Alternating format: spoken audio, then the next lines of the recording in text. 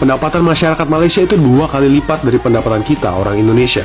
Review menyatakan Indonesia masuk dalam urutan ke-73 negara termiskin di dunia. Sampai diliput oleh media Taiwan ya.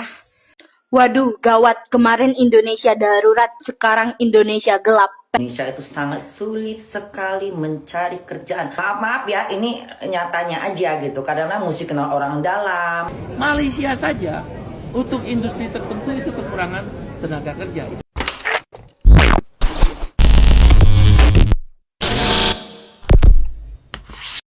Hai, halo geng, assalamualaikum warahmatullahi wabarakatuh. Berjumpa kembali dengan saya Zainal Story. Sebelum video ini saya mulai, gimana kabarnya kalian semua? Semoga semua yang menonton video ini baik-baik saja, dimurahkan rezekinya, selalu berpikiran yang positif dan dijauhkan dari mara bahaya oleh Allah yang Maha Esa. Indonesia sering berkoar-koar tentang kemajuannya karena sumber daya alam dan wisata dan juga lain-lainnya. Tapi banyak juga netizen-netizen itu yang tutup mata. Sementara kemajuan-kemajuan di Indonesia ini belum merata. Itu pun sudah disombongkan. Kita sepatutnya itu malu dengan negara jiran kita, Malaysia. Malaysia dengan modusnya diam-diam Malaysia ternyata jauh lebih maju daripada kita yang sering diremehkan dan juga direndahkan oleh netizen Konoha. Sekarang kita tengok data-data kemajuan perbedaan antara Malaysia dan juga Indonesia. Tahun 2023 Malaysia udah nyentuh 11.600-an USD, sedangkan Indonesia cuma 4.900. Artinya pendapatan masyarakat Malaysia itu 2 kali lipat dari pendapatan kita, orang Indonesia. Kedua, nilai ekspor. Ekspor Indonesia tuh bisa gede karena ketolong ekspor sumber daya alam seperti batu bara dan sawit. Dan nilai ekspor kita sekarang tuh udah kalah dari Malaysia, guys. Karena mereka mulai fokus di ekspor produk teknologi, salah satunya semikonduktor. Ketiga, dari segi infrastruktur dan investasi asing, Malaysia tuh sudah sukses menarik miliaran dolar investasi untuk pengembangan teknologi dan infrastruktur. Coba bandingin di Indonesia, investor asing aja pada ragu karena birokrasi berbelit dan regulasi yang berubah terus. Population Review menyatakan Indonesia masuk dalam urutan ke-73 negara termiskin di dunia. Diukur dari pendapatan nasional bruto per kapita. Pendapatan nasional bruto Indonesia tercatat 3.870 US dollar per kapita. Kalau diubah menjadi rupiah berarti 59 juta per kapita. Kalau versi dari gfmac.com, Indonesia menjadi negara paling miskin nomor 91 di dunia. Hal ini diukur dengan produk domestik bruto dan purchasing power parity atau PPP. Artinya keseimbangan kemampuan berbelanja. Tercatat angka PDB dan PPPRI sebesar 14.535 US dollar. Kalau diubah menjadi rupiah sebesar 222 juta. Indonesia negara yang berpendapatan termiskin mendunia, katanya seperti itu ya. Tapi di mata turis-turis lain ataupun mina saleh di negara-negara luar, itu pandangannya Indonesia ini negara kaya karena dari sumber alamnya itu memang sangatlah luar biasa. Nah, ini ada salah satu influencer Indonesia bertanya ataupun suruh menebak kepada Mina Saleh tersebut. Mina Saleh itu mengatakan gaji pekerja ataupun gaji orang Indonesia itu rata-rata 50 juta per bulan. Tapi setelah tahu faktanya, dikasih paham fakta-fakta gaji pekerja Indonesia, buat Mina Saleh ini shock. Apalagi ditambah Indonesia ini saat ini tuh ada kericuhan geng ya. Yang kemarin itu ada tagar kabur aja dulu, saat ini itu ada lagi yaitu Indonesia gelap. Wah, maksudnya apa ini geng ya? Kita tengok dulu video ini sampai selesai geng. Lu udah lihat bule ini belum, Rin? Jadi waktu itu dia ditanya tentang gaji orang Indonesia, kayak disuruh nebak gitulah. Awalnya dia nebak 75 juta, akhirnya dia turunin lagi jadi 50 juta. Sampai pada akhirnya dia kaget bahwa gaji di Indonesia cuma 4.500.000 rupiah. Wow, jadi orang-orang benar-benar mengira kalau gaji di Indonesia itu besar karena negaranya luas. Iya, bener banget. Kalau dilihat secara keseluruhan wilayah, populasi, dan kekayaan alam Indonesia, tentu saja bikin orang-orang dari luar negeri mengira bahwa pendapatan pendapatan rakyat Indonesia sangat besar. Bahkan di dalam video ini, wanita ini sampai ngira kalau gaji di Indonesia itu berada di angka 5.000 dolar atau sekitar 75 juta rupiah gitulah. Namun dia sedikit menunjukkan perubahan ekspresi ketika tahu bahwa gaji di Indonesia jauh dari itu. Iya sih, bener banget. Setahu aku, Indonesia itu termasuk yang terendah di dunia kan? Iya, bener banget. Kalau di Asia Tenggara itu 3 terbawah, tapi pokoknya rendah banget deh. Mirisnya kalau kita lihat dari segi kekayaan, Indonesia itu kaya loh sebenarnya. Sumber daya alamnya besar, tapi gaji UMR-nya kecil banget. Ini harusnya jadi perhatian pemerintah. Bahkan gue yakin banget, kalau semuanya diberantas, paling tidak ya, per bulannya orang Indonesia itu bisa dapat 20 juta rupiah gitulah. Wah, ini Taiwan geng ya. Sampai diliput oleh media Taiwan ya. Berita di mana aksi mahasiswa melakukan demonstrasi dengan caption Indonesia gelap ya. Wow. Bagaimana kita berharap investor-investor asing, pelabur-pelabur asing memasuki negara kita ya? Kalau mereka melihat kondisi keadaan negara kita seperti ini, sedikit-sedikit demo, sehingga pelabur-pelabur pun takut ingin memasuki negara kita ya. Coba lihat ya, sampai diliput oleh media Taiwan ya, aksi mahasiswa ini. Waduh, gawat. Kemarin Indonesia darurat, sekarang Indonesia gelap. Pegangan erat. Kepada yang terhormat Bapak Presiden Republik Indonesia Jenderal TNI Purnawirawan Haji Prabowo Subianto Joyo Panjang banget namanya ya. Aksi demo besar-besaran di seluruh Indonesia menggema sebagai tanda wujud keluh kesah rakyat terhadap ketimpangan sosial yang semakin tajam. Dari berbagai elemen masyarakat dan mahasiswa, mereka turun ke jalan dengan membawa 13 poin tuntutan, menginginkan perubahan nyata demi masa depan bangsa dan negara. Meskipun kebijakan Bapak Presiden Prabowo benar-benar berpihak kepada rakyat, oknum-oknum di bawahnya justru merusak upaya perbaikan yang sedang dibangun. Aksi ini bukanlah semata-mata penolakan, namun harapan agar Indonesia bisa lebih baik. Semoga ada titik penyelesaiannya, baik untuk rakyat maupun negara. Teruntuk Bapak Prabowo, kuat-kuat ya, besok adalah puncaknya. Mari membersamai rakyat. Indonesia itu sangat sulit sekali mencari kerjaan. Walaupun perjuangan mereka kuliah dengan biaya yang banyak, kadang-kadang itu yang membuat Bunda jadi kayak lebih gimana ya, sedih gitu loh.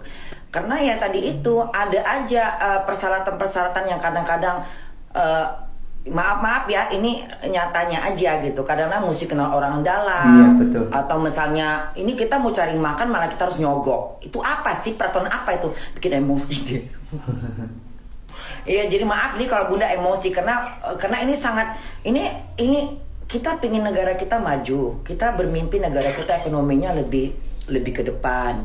Kita juga harus melunaskan utang-utang yang harus kita bayar untuk membangun ini yang telah dibangun. Tapi bagaimana keadilan tadi gitu? Ini keadilan sosial bagi seluruh rakyat Indonesia itu nggak terpakai jadinya, gitu loh. Tolong buat Bapak Wakil Menteri, tolong diberikan tegaskan kepada semua perusahaan-perusahaan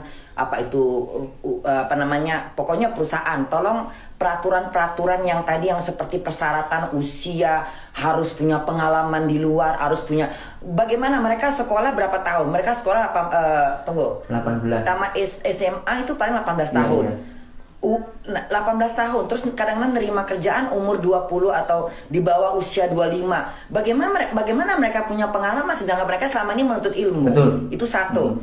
Kedua, nanti ketika di usia ada batas-batas, ini batas-batasnya harus dihapuskan. Ini nggak berlaku.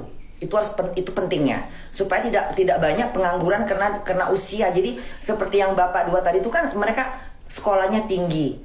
Mereka jadi ojol atau tukang ojek, udah tidak ada pilihan daripada mati, nggak bisa ngasih makan bini, ngasih makan anak, ya udah ambil aja apa yang ada, yang penting duit. Tapi kan kasihan gitu loh. Maksud gini, orang sepintar mereka, orang sepandai mereka, orang yang punya prestasi, apalagi yang saat tadi itu 3,5 itu udah ribet. Cum laude ya. Itu kan sayang ilmu mereka itu yang mereka dapat selama ini di sekolah, orang tuanya memberikan mendukung, mensupport, membiayain, tapi ujung-ujungnya jadi jadi tukang ojek. Bahkan ini pengalaman saya ya, pengalaman saya punya temen. Dia itu kuliahnya sampai seperti Bapak tadi tuh udah sampai S1. Dia itu jurusan hukum. Ya. Tapi gitu, dia ketika saya tanya bagaimana dengan kerjaanmu, susah sekali Cynthia katanya. Aduh susah banget, harus kenal orang dalam, harus nyogok segala macam. Itu jadi akhirnya ujung-ujungnya dia tukang bawa kabel yang ada kerja di mana ya, waktu itu dia pernah kerja di satu televisi apa saya lupa. Tapi tukang bawa kabel nggak sesuai dengan pendidikan dia. Itu yang bikin saya semuanya ini didengar langsung oleh Wakil Menteri Bunda Korla. Bahkan kabarnya bukannya Bunda Korla dari Ciki ingin menyuarakan curhatan pengalamannya yang tadinya kerja di luar negeri, akhirnya di Indonesia juga menemukan kendala. Pak Wamen, harus dijawab Pak Wamen, kita harus jeda hanya di Satuan Demokrasi Indonesia. Wah, ini masuk acara televisi Indonesia ya. Hajar Bun, kebenaran Hajar Bun. Kabur aja dulu, itu adalah sebuah reaksi dari kawan-kawan netizen terutama ya, dan anak-anak muda.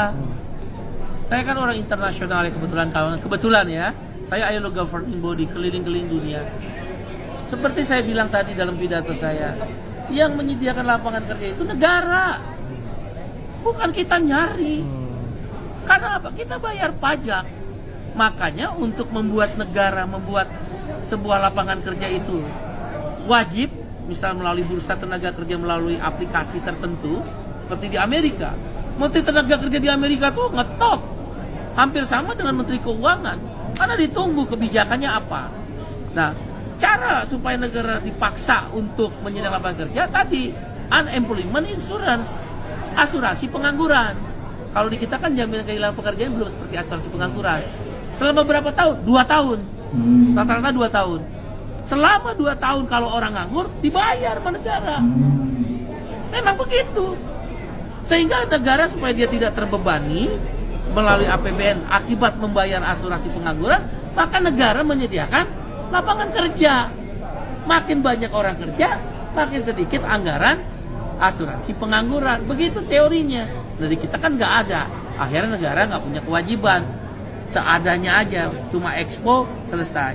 Nah, kabur aja dulu itu adalah perlawanan oleh kaum muda, oleh anak-anak muda yang udah sekolahnya mahal, capek-capek belajarnya, tiba-tiba begitu memasuki dunia kerja karena udah lulus, lapangan pekerjaan tidak tersedia, minimal informasi bursa tenaga kerja lemah.